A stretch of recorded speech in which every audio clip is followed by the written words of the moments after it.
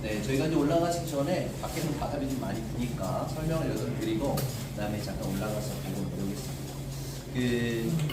여러분, 우리가 이제 헤롯이라고 하는 왕을 우리가 이스라엘에 다녀보면 대부분 유적들을 보게 되는데, 그 유적들이 그나마도 유적이라고 하는 의미를 갖고 있는 이유는 헤롯 때문에 그렇습니다. 왜냐하면 헤롯은 이제 건축왕이었어요. 그래서 대부분 이스라엘에 세워진 예수님 시대의 유적들은 다 헤롯에 의해서 만들어진 곳이고, 그래서 앞으로 우리 가다 보면 마사다도 그렇고 가이사라도 그렇고 가이사라 빌립보도 그렇고 뭐 지금 우리가 와 있는 헤로디온도 그렇고 다 헤롯 시대에 지어져 있습니다.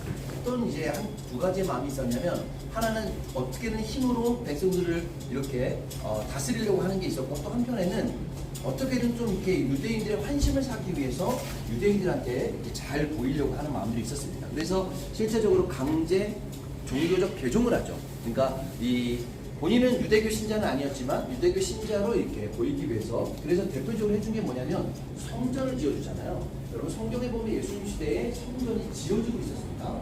성경에 보니까 이 전체 헤롯이 지었던 성전은 전체 83년 동안 성전이 지어졌는데, 그 중에 46년째 성전이 지어지고 있을 때 예수님의 제자들이 예수님과 함께 성전 구절을 받았다. 예수님, 지금 여기 헤롯이 짓고 있는 성전을 보십시오. 어마어마하지 않습니까? 이렇게 얘기를 하는 거죠. 그랬더니 예수님께서 내가 이 성전을 3년 만에 무너뜨리고 다시 짓겠다고 이야기를 하죠. 그때 제자들은 이게 어떤 의미인지 이해할 수 없었어요. 왜냐하면 헤롯도 그 어마어마한 성전을 지금 83년 동안 짓고 있는데 어떻게 예수님이 3년 동안 짓느냐. 이게 예수님의 이제 십자가 사건, 3년 만에 부활하시겠다라고 하는 십자가 사건에 대한 이야기를 하고 계셨던 거죠. 헤롯이 여러분 83년 동안 성전을 지었는데 자기는 성전을 다 짓는 것도 못 보여주고 있습니다.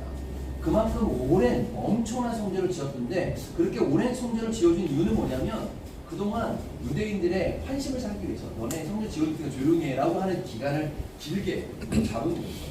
그러니까 또 한편에는 뭐냐면 유대인들이 또 반란을 일으킬 수 있으니 그 환심을 사기 위한 성전도 지어졌지만, 혹시나 또 도망가게 되면, 전쟁이 나거나 반란이 일어나서 도망가게 되면 도망가서 숨을 수 있는 요새들을 곳곳에 지어놓기 시작합니다. 그 대표적인 요새가 뭐냐면 지금 이제 우리가 와 있는 헤로디온이라고 하는 곳이에요.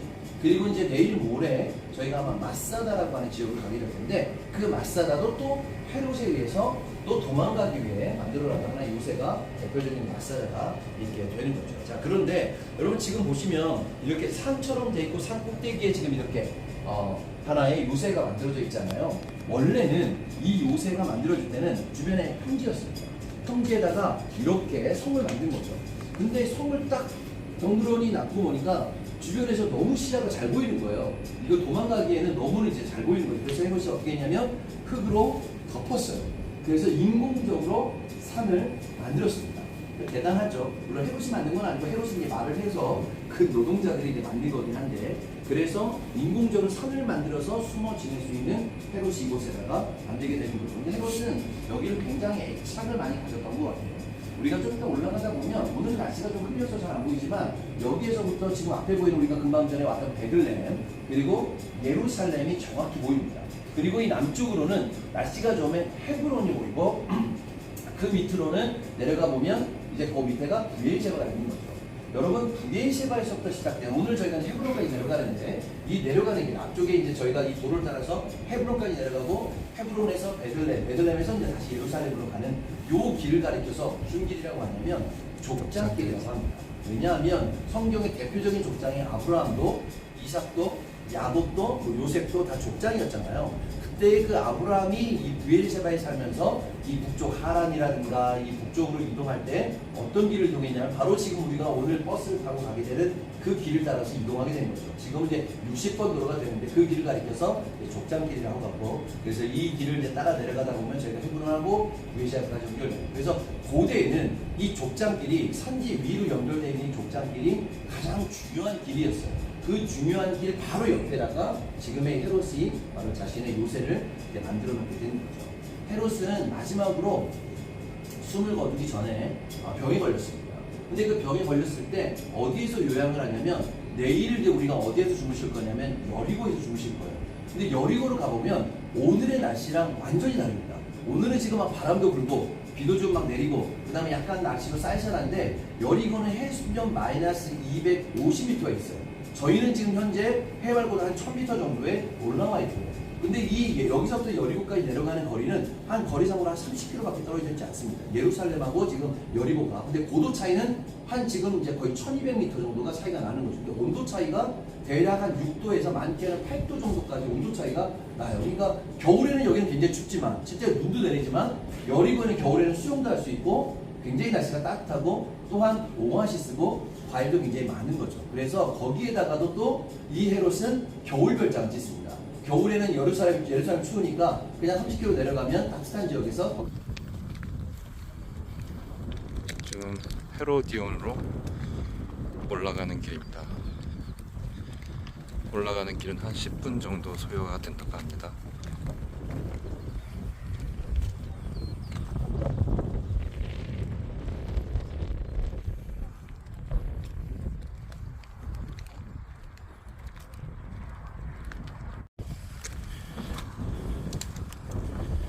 자, 저희가 이제 위에 올라와서 주변에 좀 이런 풍경들이 보이는데요. 지금 이제 방향으로 보면 요 방향이 살짝 길을 좀 가려져 있긴 한데 저 지역이 예루살렘이 있는 지역이고요. 지금 요쪽 편 여기가 이제 저희가 금방 전에 다녀왔던 베들레헴이 요 지역이 있습니다. 그리고 앞에 보면 지금 도로가 보이는데 이 도로를 따라서 이게 지금 남북으로 이제 관통하는 길인데 남쪽으로 내려가면 요쪽 쪽에 헤브론이 있고 그 밑으로 가면 이제 부엘셰바가 있고 이제 북쪽으로 올라가면 이제 예루살렘 뿐만 아니라 이쪽으로 해서 이제 베델, 실로, 세겜 그리고 이제 갈릴리까지 올라가는 길로 연결돼 있죠. 저희가 이번 이제 여정에 보면 대부분 이제 어차피 지금도 고대 길 위에 지금의 현재 길이 놓여져 있기 때문에 그런 고대 길들을 이제 계속적으로 가게 되는데 오늘하고 내일까지는 저희가 지금 족장길이라고 하는 길들을 이제 가게 되고요. 내일 모레로는 저희가 요단 계곡길이라고 하는 요단 이제 그 강이 있는 쪽으로 해서 그렇게 내려가게 됩니다. 그 다음 날은 저희가 이제 갈릴리로 올라갈 때는 해안길이라고 하는 비아마리스 바다 지중해 쪽으로 연결되어 있는 바닷길을 따라서 저희가 이제 북쪽으로 이렇게 이제 올라가게 되는 거죠. 지금 이제 요 주변에 보면 이제 지금 최근에 그래도 비가 좀 내려서 풀들이 조금 이렇게 나 있을 때잖아요. 요런 데에서 이제 주로 뭐를 하냐면 양과 염소를 목동들이 양과 염소를 이제 키우는 그런 대표적인 곳입니다. 그래서 바로 이 뒤편에 요 뒤편의 지역이 어디냐면 성경의 드고아라는 곳입니다. 드고아가 아모스 선지자의 고향이죠. 그래서 아모스 선지자가 원래 뽕나무를 재배하는 자로서 또 양과 염소를 쳤던 목동으로 또 등장을 하게 되는데 이 지역의 이제 특성들이 사실은 뭐 땅을 여기서 뭔가를 이렇게 키우기에는 적절한 땅이 아니잖아요.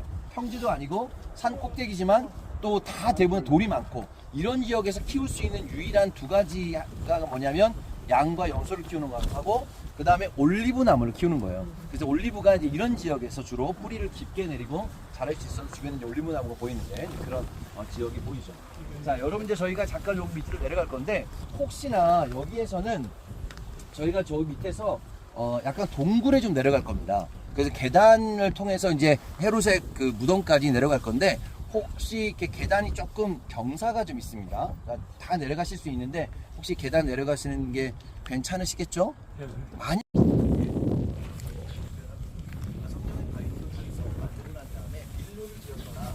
그러니까 이제 성이 포위가 되면 왕은 또 여기에 이제 살고 있는 사람들은 몰래 다른 데로 도망가기 위해서 만들어 놓은 하나의 비밀 통로가 지금 저희가 내려가는 곳이 되는 거죠. 그 비밀 통로가 어디로 연결되어 있냐면 이제 헤롯의 그 무덤, 마지막 무덤 자리까지 연결되어 있는데 이렇게 저희가 한번 같이 사진 좀 여기서 내가 나온대.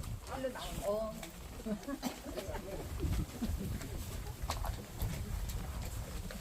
자꾸 내가 그래.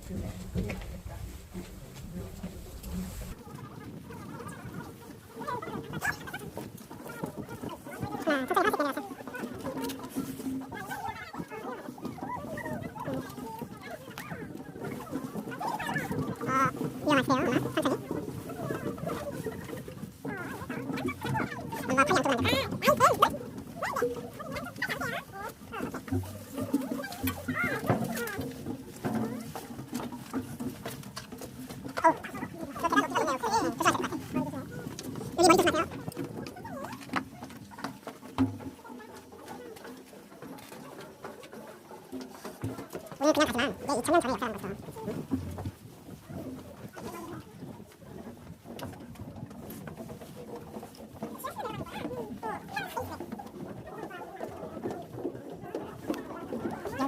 거죠.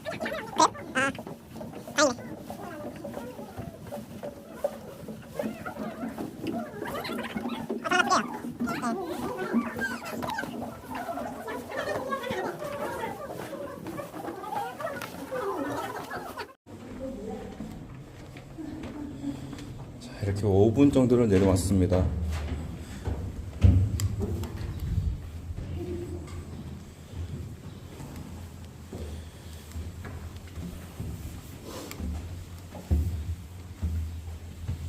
생각들 하시는데 실제로 이스라엘 국토의 80%가 석회암입니다. 나머지가 이제 현무암인데 현무암은 나중에 우리 갈릴리 지역에 올라가 보면 이제 검정색 돌 화산지대에 나오는 그런 이제 지역들을 보게 될 거예요.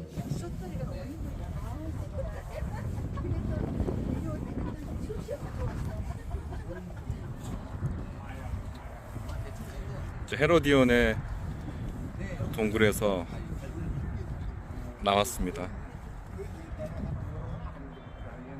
그러니까 이거는 그러니까 최근에 이렇게 이제 만들어 놓은 건데 원래 고대에 이 계단들이 있었어요. 네, 뭐이 정도가 되지 않았을까라고 이야기를 합니다. 헤롯은 뭐 성경에도 그렇고 어떤 역사적 기록에도 왕에 대한 신체에 대한 기록들을 잘 기록하지 않아요. 신성화시키기 위해서. 뭐 사실 예수님도 성경에 보는데 예수님 키가 크셨다, 마르셨다, 뭐 뚱뚱했다 이런 표현들이 없잖아요. 뭐 그런 기록들이 없게 되는데 지금 이제 이쪽 최근에 발굴해 놓은 여기가 헤롯의 무덤이 있었던 곳이고 이 앞에는 극장입니다. 그러니까 여기를 왜 만들었냐면 헤롯이 죽는 날 이제 죽음의 그 장례식 세레모니를 하기 위해서 만들어 놓은 하나의 이렇게 원형 극장이 되는 거죠. 방향으로 보면 요 방향을 지금 보고 있는 거죠. 요 방향이 지금 바로 저 뒤에가 예루살렘이니까 자기가 예루살렘의 왕으로 유대의 왕으로 통치하면서 그 통치했던 데를 바라보고 죽었다라고 하는 의미로 요 방향으로 이렇게 해서 이제 헤롯은 죽게 된 거죠. 사실 헤롯은 이제 헤롯 죽고 난 다음에 성경에 보면 헤롯이 굉장히 많이 나오죠. 헤롯 아그리빠도 나오고 또 헤롯 빌립, 헤롯 또 아켈라오, 또 헤롯 안티파스 그 아들들이 다 헤롯이라는 이름을 다 가졌어요. 그러니까 그레이트 킹, 그레이트 헤롯은 헤롯 대왕이고 그 아들들은 또 손자까지도 계속 헤롯의 이름들을 가지면서 헤롯의 집안들이 계속 이 땅을 다스리는 이야기들이 등장하게 되는 거죠. 그래서 여기서부터 지금 오른쪽 편에 보면 광야가 지금 보이고 이 광야가 유대 광야입니다. 바로 이제 유대 광야 하면 예수님께서 40일 동안 금식하시고 또 사단에게 3번 시험을 당하셨던 그 유대 광야가 여기고 또 세례 요한이 광야에 외치는 자로 예수님의 길을 이제 예비하기 위해서 또 이제 지냈던 또 메뚜기와 석청을 먹었던 바로 유대 광야가 이쪽 편에 이제 보이게 되고 여기서부터가 이제 이 남쪽 편이 성경에 남은 유다 지파의 땅입니다. 그리고 이제 북쪽 편으로 이제 예루살렘 위로부터는 베냐민 지파, 에브라임 지파. 그래서 원래 사실은 이제 내일 일정이 저희가 에브라임 지파 땅에 들어가는 건데 지금의 이제 상황들이 좀 어려워서 그때 들어갈 수는 없고 바로 이제 이 예루살렘에서부터 이 남쪽 땅이 성경의 유다 지파 땅을 저희가 오늘은 이제 계속 유다 지파 땅을 보시도록 하겠습니다. 자, 저희가 이제 버스로 이동하시죠. 이쪽으로 가겠습니다. 자, 여기는 막벨라 굴입니다. 아브라함이 헷 족속에게서 400세겔을 주고 막벨라 굴을 사서 사라를 장사하였던 곳이고 아브라함의 무덤도 이곳에 있고 이삭, 야곱 참으로 중요한 구석사에 포인트가 될 수 있는 막벨라 굴로 왔습니다.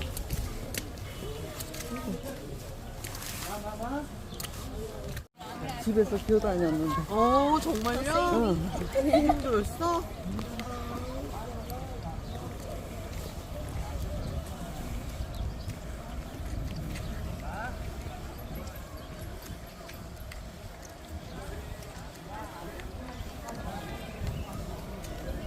우산도 안 갖고 오셨어요? 갖고 왔어. 다 거기 있어? 응. 내일은 꼭 가방에 챙기세요.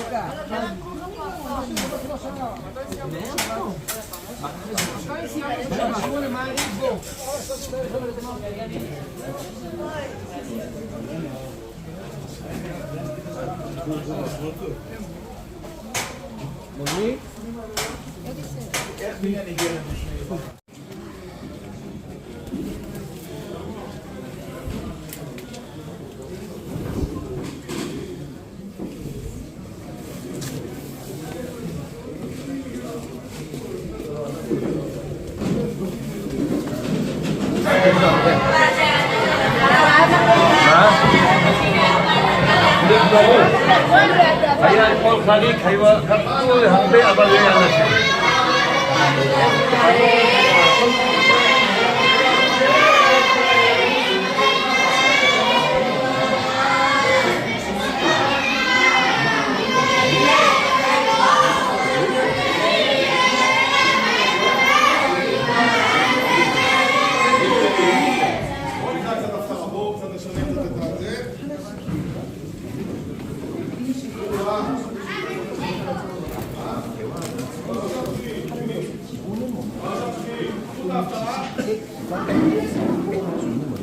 지금 이제 어떤 함대에서 지금 온 것 같아요. 우리 어린아이들. 그래서 와가지고 아마 이제 지금 6월절이니까 6월절에 대한 성경을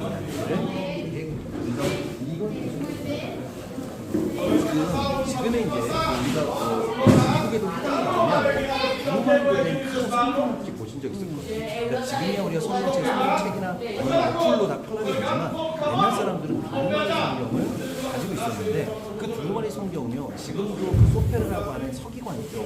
그 사람이 이걸 이제 주문해서 쓰면 얼마나 걸리냐면 거의 1년 반 정도 걸려요. 이 양피지에다가 손으로 써가지고 이제 오경이라고 하죠. 창세기의 레위기 민수기 신명기 5개를 쓰는 것이 전체 통수는 1년 반 정도 걸리는데 그 하나를 만들기 위해서 얼마 정도 걸리냐면 2,500만 원. 그러니까 일반적인 사람은요 그걸 얼마나 걸리냐면 옛날 사람들도 그 성경을 읽으려면 해당을 아니 일자 정도가 돼야 그 정도가 성경이 있었던 거지 성경책을 볼 수가 없었던 거죠. 그럼 유대인들은 성경을 읽기 위해서는 어떤 방법이 없었을까요? 외우는 방법밖에 없었어요. 그래서 유대인들이 뭐 머리가 좋고 똑똑하고 이런 얘기하는 게 뭐냐면 삶 자체에 계속 이게 주입식 이걸로 계속 이 얘기를 하면서 머릿속에다가 저장을 하는 거예요. 그래서 USB를 만든 이유가 뭐냐면 많은 걸 저장하는 거예요. 가장 스타일이 전 세계 가장 조그만 성경이 나노 성경인데 그 나노 조그만 칩 안에 엄청난 성경이 있어요. 그런 것처럼 유대인들 유해를 계속 일부러 반복하고 하면서 바람을 내려가고 떠나고 시끄럽고 떠들면서 하는 교육을 저희가 이제 안에 들어갈 건데 이 안에 들어가 보면 안에 들어가시면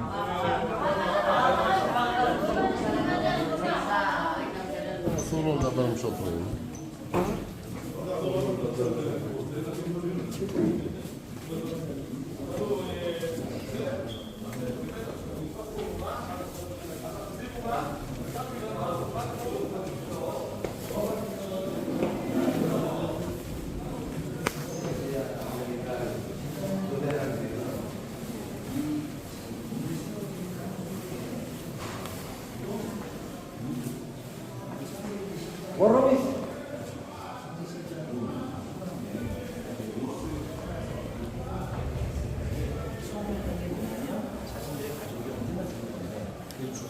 사람들을 장례치르기 위한 이제 장소들을 준비하기 시작합니다. 그 당시에 에브론이라고 하는 사람을 한 족속, 이쪽 속에 그 사람이었는데 그 사람에게 찾아가서 너희 땅 가운데 이름을 팔아라. 그래서 성경은 은 400세켈을 주고 샀던 곳이 바로 이제 동굴을 찾게 됩니다. 지금도 유대인들은요 장례 문화가 좀 틀려요. 우리는 이제 뭐 화장도 하고 뭐 매장도 하고 뭐 여러 가지 하지만 유대인들은 화장을 하지 않습니다. 왜냐하면 유대인은 뼈가 있어요. 그래서 사람이 죽으면 우리는 이제 관을 해가지고 관에다가 넣어서 이렇게 매장을 하지만 유대인들은 사람이 썩을 때까지 기다려요. 한 어떤 곳에서 사람이 썩을 때까지 있으면 뭐가 나면 뼈가 남잖아요. 뼈가 남으면 뼈를 추려서 납골관, 이런 석관을 만들어서 그 석관을 안에다 다 넣는 거죠. 여러분 우리 이 신체 뼈 중에 제일 긴 뼈가 뭐냐면 요 뼈예요. 요 뼈가 들어가면 나머지 뼈는 다 들어가는 거예요. 그래서 사람의 그 뼈를 기준으로 해서 석관을 만들어서 그거를 가서 이제 그래서 땅에 묻기 때문에 나중에 여러분이 예루살렘에 가시면 감람산에 가면 엄청난 유대인들의 무덤 자리를 보실 거예요. 근데 그 무덤의 관이 생각보다 크지 않아요. 이 정도 사이즈가 되는 관들입니다. 그래서 이게 사람의 한 관이 들어가긴 작은데라고 하는 게 뭐냐면 이제 뼈를 풀어서 묻게 되는 거죠. 왜 뼈가 필요하냐면 여러분 에스겔서 37장에 우리가 마른 뼈에 대한 환상에 대한 이야기를 하잖아요. 나중에 언젠가 메시아가 오면 그 죽었던 자들이 일어나서 뼈들이 붙고 근육이 붙고 살이 붙고 그래서 군대로 일어나는 것에 대한 이야기를 할 때 그때 그 당시에 일어나는 것이 뭐냐 뼈가 있어야 된다고 이야기를 하는 거죠.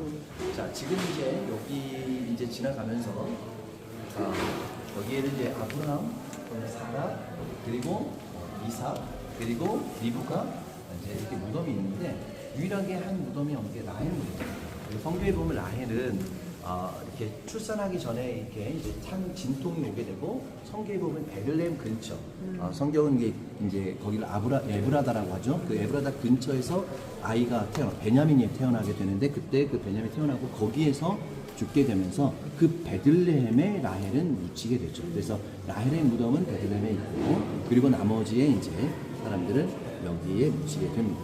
그래서 지금 이제 들어가면서 여기 안쪽에 아브라함과 이제 뭐 사라 물론 무덤에 다 비어 있습니다. 안에 보면 근데 아랍어로 써 있죠. 이게 뭐냐면 여기가 이제 관리 자체를 시하기 때문에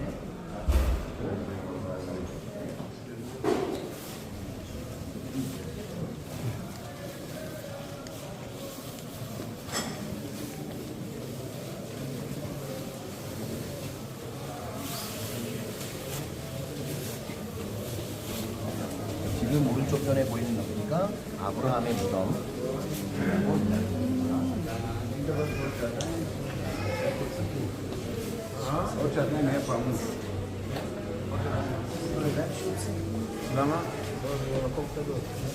이 안에 들어가보면 이쪽에서는 오른쪽 편이 아브라함이고 왼쪽 편이 사라예요.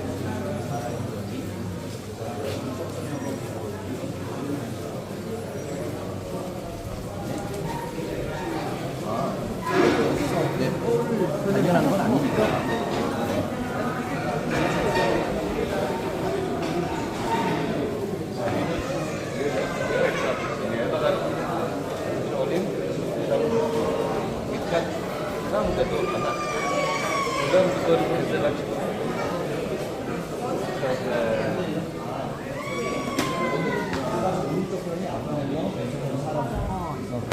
여자는 못 들어간대요.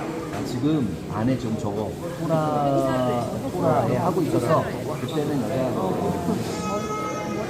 지금 저 보면 지금 원통 모양으로 저렇게 지금 되어져 있잖아요. 저 안에 이제 두루마리로 된 성경이 있는데 아까 이야기했던 것처럼 물론 지금의 이제 디지털 시대를 살면서 저희는 핸드폰에 다 성경을 갖고 다니지만 그래서 이제 우리가 요새 교회들 가면 진짜 많은 게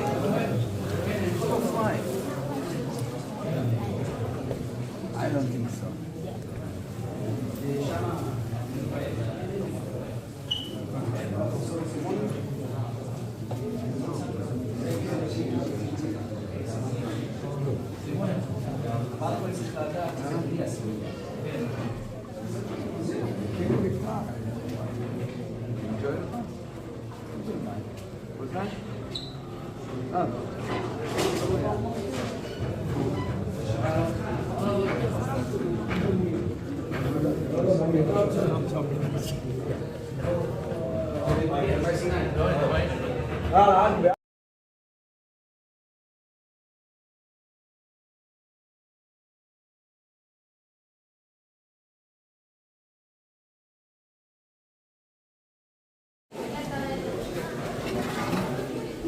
맨때 계속 한번 들어보니까 O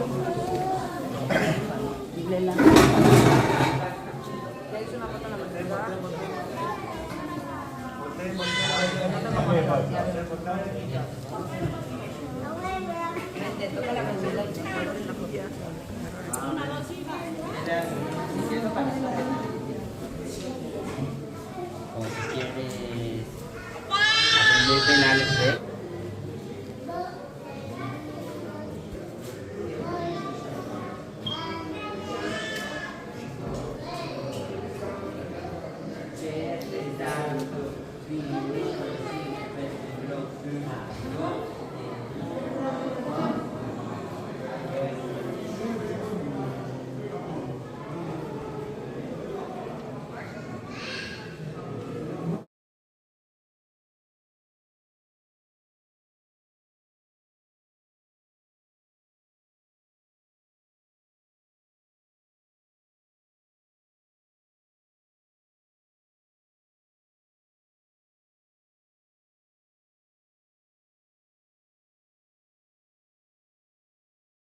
조그만한 이 들판처럼 보이는, 사실은 성경의 들판이라고 표현하는 게, 우리는 뭐 미국은 워낙 땅이 크니 들판하면 끝이 보이지 않는 들판들을 보게 될 텐데, 이스라엘은 산 꼭대기에 조그만한 골짜기에 조그만한 평지를 가리면서 들판이라고 표현하는 거죠. 여러분이 앞에 보시는 들판에서 2000년 전에 목자들이 있었고, 3000년 전에 다윗이 목동으로 지냈고, 그 조금 더 전에 우리가 이제 알고 있던 룻기서에 나오는, 여기에 이제 지금 밀이 좀 자라고 있는데, 이 밀밭에서 이제 이 보리를 이제, 아니 밀을, 이삭을 줍다가 보아스를 만나게 되는 그 이야기가 같은 장소에서 지금 일어나게 되는 거죠. 그 장소 위에 저희 목자의 들판교회가 세워지게 됐습니다. 지금도 밀농사 지나요? 네, 그럼요. 네네, 밀농사 짓죠. 저 밑에. 저 양떼죠? 어디? 네네, 저 건너편에, 예, 마침 저희를 위해서 또 양떼가 보이네요. 되게 많았어요. 네. 네네. 사실은 이제 우리가 내일 모레 또 광야 지역을 지나갈 텐데, 광야 지역에 가면 양떼를 더 많이 볼 수 있어요. 그러니까 우리가 생각하는 양과 염소하면 뭐 시편 23편 영원한 나의 목자신 내게 부족함이 없으리라, 쉴만한 물가로 인도하시고 푸른 초장으로 인도하시는가, 이렇게 하니까 우리가 양 하면은 막 푸른 초장에 이렇게 양이 이렇게 있는 것처럼 보이지만, 사실 여기는 풀이 지금 1년 중에 제일 많이 자라 있는 거고요. 여름이 와보면 거의 풀이 없어요. 아주 그냥 메마른 풀들이 좀 있지만, 그런데 저런 절벽 사이로 지나다니는 게 실제로 이스라엘 땅에 있는 양과 염소들의 삶인 거죠. 더 훨씬 척박한 곳에 살아가는 동물들이 양과 염소가 됩니다. 교회 안에 들어가도록 오늘 겸손의 문이라고 하는 예물을 따라서 저희가 일부러 문을 저렇게 작게 했대요. 고개를 숙여서 들어가게끔.